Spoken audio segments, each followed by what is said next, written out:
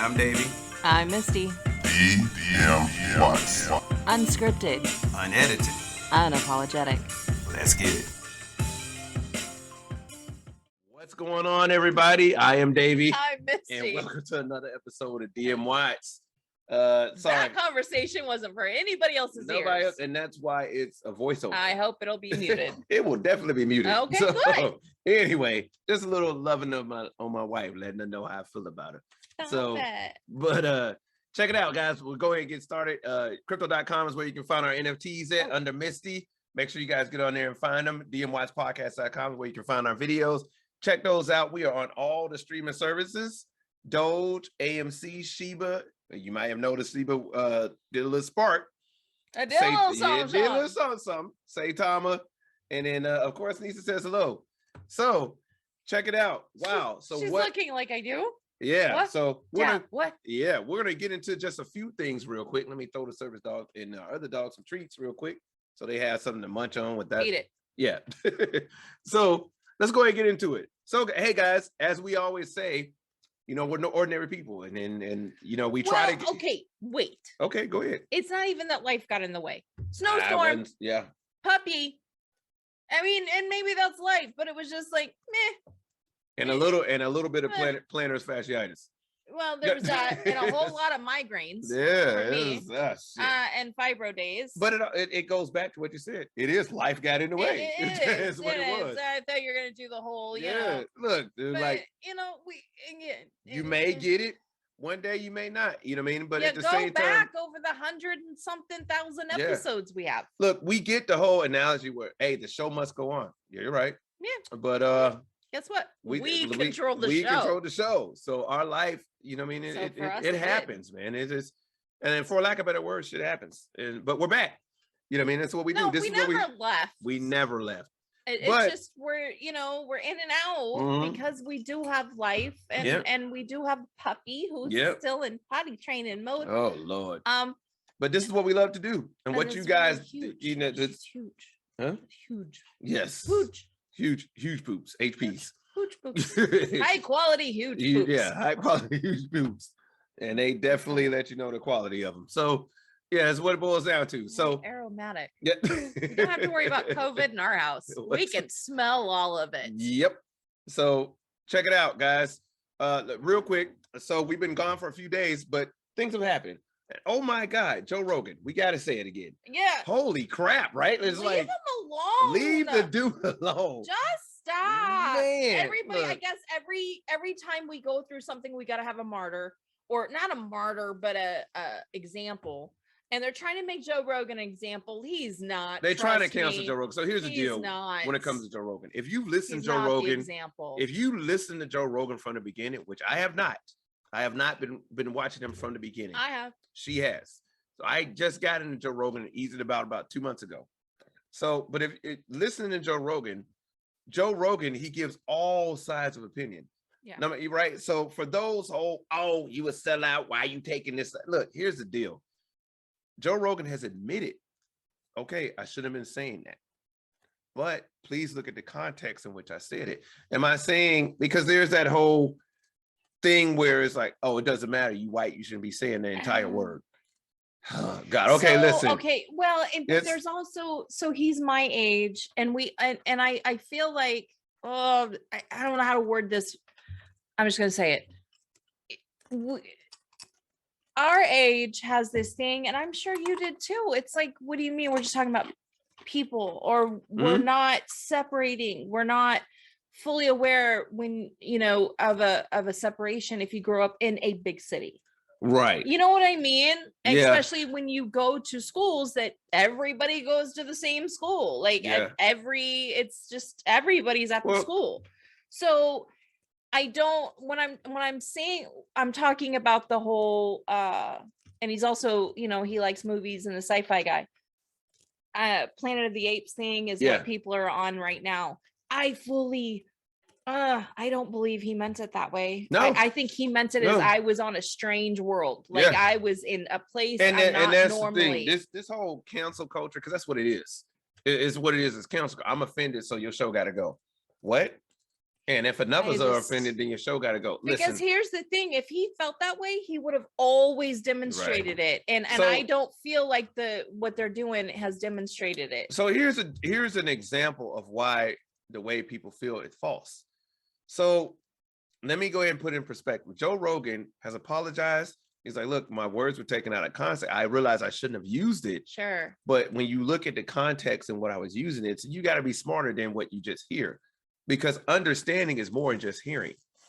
You know, it's hearing, but listening at the same time. It's listening. It's listening. Which is anybody can hear. It's not anybody can hear, but it takes a special understanding to be able to listen. Yeah. So you hear, look, all those are edits that were put up. It was like N-word, N-word, N-word, N-word. So to the average, person, oh, he just N-word, N-word, like, okay, yeah, these are all edits. In one of the edits, he was talking about, he was actually getting on to somebody for how they portray. He was reading an email or exactly, and how things are portrayed. Yeah. And he was actually attacking somebody for saying that or for portraying people in that manner. And here's the thing: what I gotta say is that have any of you bothered to look up the context in which these are all there? Now, don't get me wrong. Don't get me wrong. They X'd out. Spotify took off over 70 podcasts. Here's the thing with that. 70 episodes. I'm sorry, 70 episodes of his one podcast.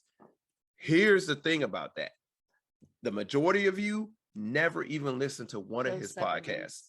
Never listened to even one of his podcasts, and is judging them on the edits that you saw. Well, not even that. They're judging him just on the social media aspect, which, yes, that was an Instagram video, but I'm saying just the article, just that headline, just that tagline, just that soundbite. And that's a dangerous thing, because I challenge myself. I challenge you. I challenge everybody listening. You could take our podcast. You've got 100 and something to choose from, and just pick out the F word. Or just pick out shit. Yeah. Does that. And stream it all together. And we're going to sound like the most foul. Probably be a really good clip. Yeah. But it would be the most foul. Like, oh my God, these people are awful. Yep.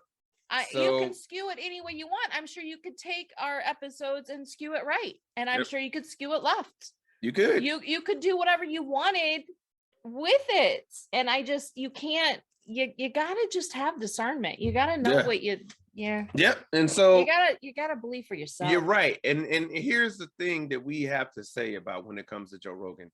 Nobody forces you to listen to him. And it's like, well, he has a responsibility to all these viewers. Most of you you didn't even know he existed until you got all these viewers. He didn't have a responsibility when he started. I don't want to I'm gonna tell you something like this. When we make it big, don't come up to us and be talking about you got a responsibility. To who? No. To who? We are 100 and some episodes in. And what we got who we got responsibility to. This entire thing has been started. For one, you got to understand, Joe Rogan does his podcast because of therapy. Did you ever think about that? It's his therapy. Did you ever think about his personal demons that he's dealing with? This is why we do our podcast, because it's our therapy. So listen or don't. Look, we're still gonna be here. I gotta tell you something. Spotify, you looking for a different view? DMWATS podcast. Holla at us. That's what I'm saying. Joe Rogan, you look with somebody on there to be like, they can explain this. Look no further than this. Look, check it out. I got the brown. She got the white. You know what I'm saying? We can go ahead and give it, all the perspectives. But at the end of the day, is how we feel it's all a bunch of nonsense. It's people looking to grapple onto something that just doesn't make any sense. And you can call me or her whatever you want. Don't care. But we don't care. It is you literally know it's nonsense. It's nonsense. I know who I am. Yeah, once again. So that's our take on it. Opinion of me is not going to change. Yeah, we will sleep the same. My opinion of me. Sleep the same. And that's exactly what that's pick a topic. Yeah, here we go. Let's go ahead and get into the fishbowl. It's my turn to go and get into this fishbowl. But that was one thing that's been on our mind for these days. So check it out. Ooh, quick change of topic. Good. The fishbowl topic is, what teacher influenced you the most? Oh. What teacher influenced you the most? I got a few. Yeah, so do I. That I can't remember their names. Oh. So do you want to go first? Sure. Okay. The wife's gonna go first on the teacher. So what subject first? Oh, kindergarten. That's what grade? But what's up? Well, nope, you're right. Kindergarten was full of Kindergarten? okay. Kindergarten, what you got? Go ahead, baby. Mrs. Mess Play. This is more of a just because the teachers in my life influenced me because they saw that spark. They saw something in me and they ran with it. And so Mrs. Mess Play, Grove, Oklahoma. Hi. And she was just amazingly kind. But there's even I can go back to preschool if I could think of her name, and I will. Oh, Mrs. Gephardt. I did it. She was my preschool teacher and noticed that I could read. Okay. And that was right here in Wichita, Kansas. And she started bringing me in books that were first grade readers, second grade readers, third grade readers. And while other kids were napping, because I didn't like to nap, I like to read. And she would give me these books to read and then workbooks, because then she noticed I could write. So I had teachers that influenced me or encouraged me rather to excel. Saw a spark and played on that. So from Miss Gephardt to Miss Play to Mrs. Hilliard, Mrs. Hillis in math. Whoa, math was hard. Woo. Math was hard. But these are all teachers that put me a grade above and encouraged me and kept going. And then as I got older, Mrs. Moberly, let's see, who else? Oh, Mr. What are these just the lower grades? So like it wasn't there lower grades. And then I've got Mr. Ragsdale, who was 7th grade science, who I was horrible because I'd moved to the Valley. I was in California. Okay. And Valley schools at that time were I don't want to say harder, but they were. It was a different curriculum than the Bay schools. And so the Bay schools, like you're just learning to survive and dodge the bullets. You go into the Valley with the rich kids and they're like, hey, so we're going to teach you something harder. And I just wasn't doing well that year. And he noticed it, but he saw my record. Yeah. So he was like, you know what? You're going to be my runner. Okay. And so I would literally that entire period go and get his mail, go into the offices, run mail for him and correspondence. And he met me in a hallway once as I was bringing him stuff. And he's like, hey, and he like held out his hand and I went to hand it to him. And he's like, why aren't these opened? And I'm like, why would I open them? This is your mail. And he's like, you don't ever hand me anything you haven't looked at yourself. Ooh. And I go, why? And he goes, there could be drugs in this. And then you would be in jail. And I'm like, that's the greatest life lesson. I was 7th grade, but still it was a great, don't ever deliver something that you're not aware of. So I had in Mr. Uliash did the same thing to me in 8th grade. It was just, I had wonderful teachers who taught me that I could excel and that you should always find someone's spark and play off of that. Yeah. Well, we all have those teachers that, that touch us, that motivates us. Let me elaborate, that touch us. No, that's what I'm saying. It's like, what does she look like? Yeah, it sparks something in us. Yeah, it sparks something in us. So that's funny. But I would say for hello, me, Mr. Smith. Yeah, I'm telling you that because that's typically the names. What happened, Mr. Jones? Okay, never mind. So, but anyway, so Mr. Talley was for me. He was my radio and TV teacher. You talk about Mr. I talk about Mr. Talley a lot. Mr. Talley, Thornridge High School. I want to say 97 and 98 school year. Could have been 96 school year. I got into radio TV. He's my radio and TV teacher. Gave me a huge chance. You know what I mean? It was like, look, hey, you have a knack for this. I love being in front of a camera. He saw that. No. Yeah, I know it's hard to believe. So look, that's really amazing to me. It's really tough. Hey, it's like pulling teeth every time we got to record. Yeah, and I tell you, like, look, you guys don't know what all it takes for me to get me out there and speak like this. But Mr. Talley, he was like, look, I think you'd be great for our school had a actual TV show. Yeah. It came on, I think it was every Monday. On the Ridge is what it was called. It was cool. Thornridge High School. Ours was Cutaway. Yep, there you go. It was called On the Ridge. And we did a few, I did quite a few. I really got into editing, got into doing interviews, and I actually showed my wife a few of my old interviews. Maybe one day we'll share them. Yeah, maybe one day we'll share You them. won't recognize this man. So, and I did a few things, you know what I mean? And so, but Mr. Talley, you know, he saw something and was like, hey, get in front of the camera, you know, show the people your voice, show them that you're more than just this scrawny kid that's just trying to make it through high school. And I think Mr. Talley, here's the other thing that I liked about Mr. Talley. Look, I didn't give two shits about my grades. I didn't.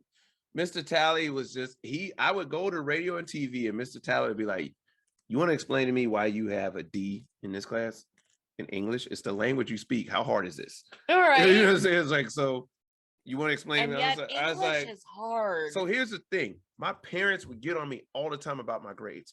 And we all know this. As young kids, your parents, that's what you're supposed to do. So you're not listening to them, whatever, right? You're not listening to them. So, but when your teacher comes to you, it's like, hey, what's going on, dude? Like, look, you progressed. You were doing outstanding in my class. What's going on with your other ones? You're never going to get anywhere like this. And I said, you know, I'm just not interested. He said, look, take it from me. You're not going to get anywhere if you don't start doing something. Here's what he says. You're not going to get anywhere if you don't start somewhere, is what he said. Yeah. And that right there, I ended up being on an honor roll. I ended up getting my grades up. Excelled. See, he found your spot. Yeah, and that's what it is. To me, he was the first teacher in my, he wasn't the first teacher. He was the first teacher to reach me on that level. Sure. He wasn't the first one to try because I had Mr. Eames. Mr. David Eames was my band instructor. He was a totally different thing. I was in band. You guys don't understand. I played 4 different instruments: trombone, baritone, tuba, and the drums.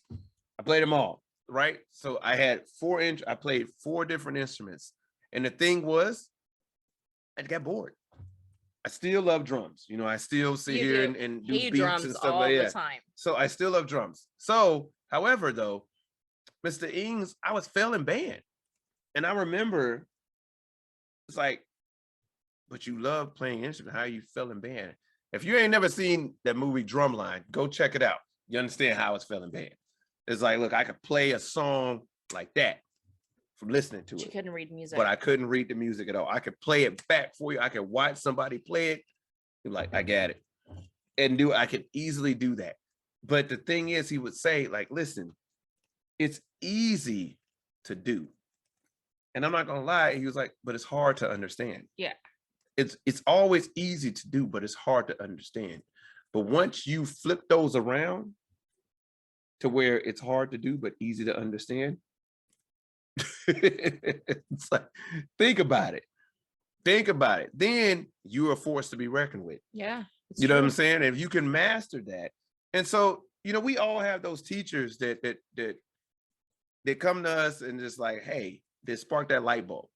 Yeah. They spark that light bulb. Good or bad. Good or bad. But the crazy thing is the bad ones I had that, and when I say I had some dreadful ones, again, I grew up in the Bay Area. Mm-hmm. So I had some ones that were like, wow, that just happened. So did I fail band? So I went from middle school into high school, first chair, clarinet. Okay. And in high school, I don't even think I went to band class. I didn't have to. Really? And I got straight A's because I walked in on something. Oh, there you go. And I knew what I walked in on. And I looked at him and I said, so I don't have to be here anymore. And he goes, you're absolutely right. I'm just going to give you a name. Okay. Sounds good. So that was my band career. Mm-hmm. No more. Yep. And so I don't care about first chair clarinet that much. Well, didn't give no names. Nope. Don't even, but that's what I'm saying. I don't even remember his name. And same with the social studies teacher, the history teacher I had. Yeah. My English teacher, Mr. Smith, went to bat for me. And was going to literally called that dude out in the hallway because I was crying one day. I didn't want to go. It was my first period class. Didn't want to go because I was 5 minutes late. And it was not just a tardy in this class. It was going to be a tongue lashing. And I was in this class with upperclassmen and I was a freshman. and I just couldn't. And Mr. Smith pulled up on his motorcycle and saw me crying, and I told him what was going on, and I just can't. Please, can you go in there? I can't. Yeah. And he was like, no, you go in there. And he walked me to class, and he stood outside of that class, and I shut the door. He stayed out of sight. And that dude gave me a tongue lashing and embarrassed me in front of the class. And all of a sudden that class door flew open, and he called him out to the hallway and cussed him out. And we all heard it. He made sure we all heard it. And that dude never said boo to me again. In fact, he saw me working at a mall one time after, I was out of high school, and he went the other way, met eyes with me and went the other way. That dude scared him so bad. And I don't really, but that's what I'm saying. Like, you don't remember the names of the ones that messed you up. You know what I mean? Yeah. It's really one of those things you will not remember. But the ones that championed for you and brought something out in you, you will remember their names. Well, so I only got one fault in that, because I can't remember her name, but she really, she was amazing at the same time. My French teacher. You actually said it, and I can't last remember week when you were talking about her French. No, I don't think I did. I don't remember. I swear you did. All right, well, I can't remember her name. My French teacher that taught me French, she was amazing, because I used to always make fun of her because I was always tall. I was taller than her, so I used to, jokingly call her a midget. And so, but it was cool because I always got an A out of that class of French. Yeah. Because she loved my personality and like, I could get French. I may not have been able to pronounce it correctly, but I could write it down easy. Like, yep, this. Really? Yeah. And so when she would tell me to speak it, I'd be like, je m'appelle Davy, comment t'appelles tu? But you would do your And she was like, je m'appelle Davy, comment. You would do the Italian. That's right. But she would be like, look, French people don't do this. She was like, if you ever make it to France, never do this. That's awesome. And so what I can remember about her is that, she would speak to me in French when I talked to her in English. And I'd be like, hey, Miss So-and-so, what do you think about this? And she would always speak to me in French. But at all the times that she would speak to me in French, the one phrase that spoke out to me, because she used to do this, comme ci, comme ça. Yep. Come see, come saw. She would always be like, come see, come saw. I know what that means. Let me tell you something. I don't appreciate you saying my shit is just so-so. You understand what I'm saying? I put a lot of work into this shit. It's like, maybe come see, come saw, for those that don't know. It's kind of like so-so. It wasn't bad. It wasn't good. It's all right. Or I'm doing okay. I'm not bad. I'm not good. I'm just okay. Right. You know what I mean? And the phrase can be used in so many different ways. And I remember I used to get mad, like, look, first of all, who you talking to like that? Come see, come saw. So yeah, but no, that my French teacher, she was very good about that. Now, what about the teachers? Well, you talked about the ones you didn't like, right? Well, and and then again, like, I had an algebra teacher. I was just about to say that. In high school. And the problem was I was very good in algebra. It was the fact that she was drunk. Yeah, that could be a problem. And she would come in, drink, tell us to do stuff, and she'd leave. And like the second week into school, I was like, okay, so this is like now every day she just leaves. And the seniors, this is no shit, the jocks, the seniors that were in my class, I turned around and I looked at this one dude and I was like, I have a question. And he was like, what's up? And I'm like, where's the teacher, first off? Okay. And he's like, no, you need to understand something. And so I was like, bullshit. And so he actually answered my question and got me through it. So the next morning, something happened and she actually got called out of the room, and her coffee mug travel thing was there. And he tapped me on the shoulder and I turned around and I was like, what? And he's like, you don't believe me, huh? And I go, no. That she's a drunk? No. And he's like, watch this. Gets up, goes and grabs it, brings it to me, opens it up. Vodka. Wow. It was full vodka. And I went, not even mixed with anything? It was just straight vodka. Straight vodka. And the seniors, like the jocks in that class, for whatever, that's why they kept taking the class, because they keep passing it. They taught me algebra. That's terrible. And I didn't have to do anything for it. I just that's had terrible. to sit there and play So, innocent. but that's an example, right? Because mine is the same thing. Like with algebra, I just didn't understand, and the teacher did. You know, sometimes we have teachers that just don't reach you on that level. Yeah. Because you know, one of the things that the military taught me when it comes to instructing is like you got to find that light bulb. You do. Because when I was in the military, you know, in the job I was in, I had to go to instructor. You had to take a whole class how to be an instructor. And it's like, look, this is, you know, you're not just going to go in here and, oh, I can teach. No, you have to realize from your body stance to your appearance. Oh yeah, body language is huge. Your body language to your appearance, tone, eye movements, the whole nine. How you smell. Yeah, how you And so you have to, there's so many things taken consideration when being an instructor and being a teacher. But one of the things that we can say is that we can both agree on, no matter who influenced you, we can all agree teachers are highly underpaid. They are highly under. They're so we need you so bad, so badly. You're so underpaid. There is a huge teacher shortage right now. You gotta follow rules that nobody wants. Yeah, like it's not okay. Yeah. But man, you know, when I was in school, and I'm sure you caught the edge of that too, it was still a calling. When people said I was a teacher, it's my calling, they meant it. Then it became, I'm a teacher because I get my summers off. Yep. And here's the thing. We both love to teach. Yeah. We have the opportunity to teach. Yeah. We will not take it. No. We will not take it. No. Like the thing is, you will have teachers, the majority of teachers have master's degrees, at least a minimum of 8 years of school, college. In education. And they will start off making about 16 something an hour. Keep that in mind. They will start off making about $16 an hour. You don't want me. Like I was a preschool teacher, and that's about where I top out. I could see where I would be like, my cutoff would be first grade. Yeah. Because let me tell you something, you get me into high school, I'm putting every one of you on the ground. If you're in high school and you're listening to me right now, I promise you it would not end well for me. And the thing is, we just can't. Be in jail. Because at the end of the day, teachers nowadays, you know, I had a friend that got out, she became a teacher. And they even have programs in the military, troops to teachers, where troops want to be teachers. A friend of mine did not that program, but she became a teacher after this. And she talked to me and she said, look, she quit after the first month. The first, I don't even know if she lasted a month. I don't think she lasted a month. Because you know why? Because these kids nowadays will get in your face as if they are just as grown as you and they're ready to throw hands. You're not.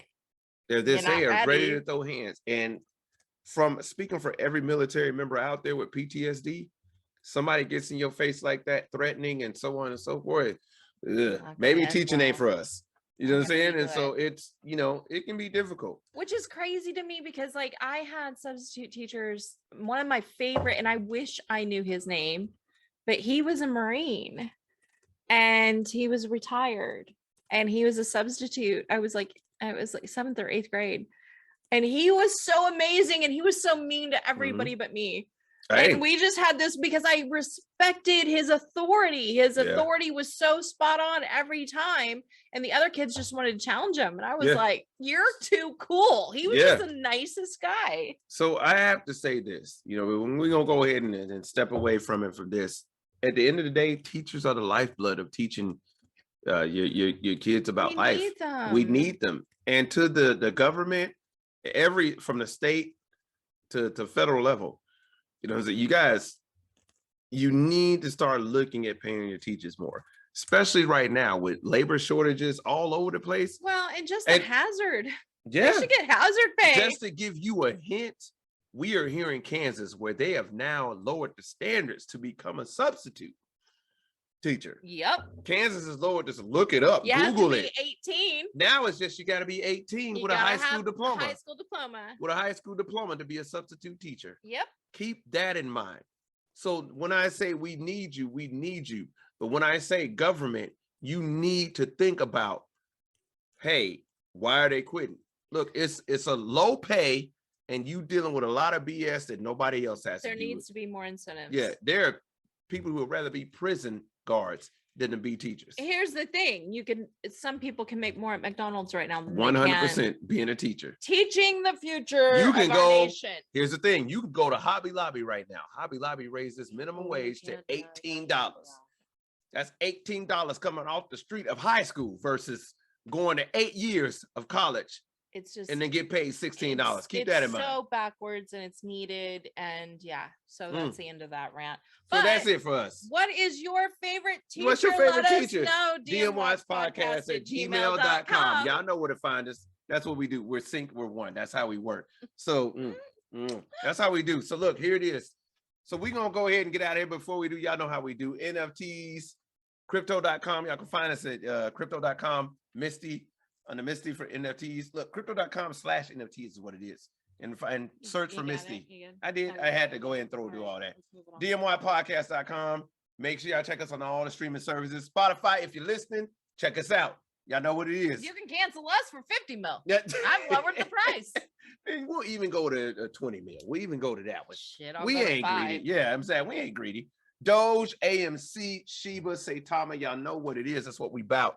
And our service dog, Nisa, up above my head says hello. If you're not watching us on YouTube, you're wrong. But we get it. You got to listen to your day. Let's go from there. But check it out. Hey, so signing off for DMWATS, and we're going to make here as much as we possibly can. Sometimes life gets in the way. I got to get out of here and give my wife some love. Look, fine self. Look at her. She all glossing with the... she can't even look at the blushing. So anyway, we got to get out of here. But signing off for DMWATS Podcast. I'm Davey. I'm Misty. With a fine ass. We're going to get out of here. And we are DMWATS. Y'all take it easy. Give me a kiss. You gonna go teach me something. Y'all take it easy. We'll see you guys later.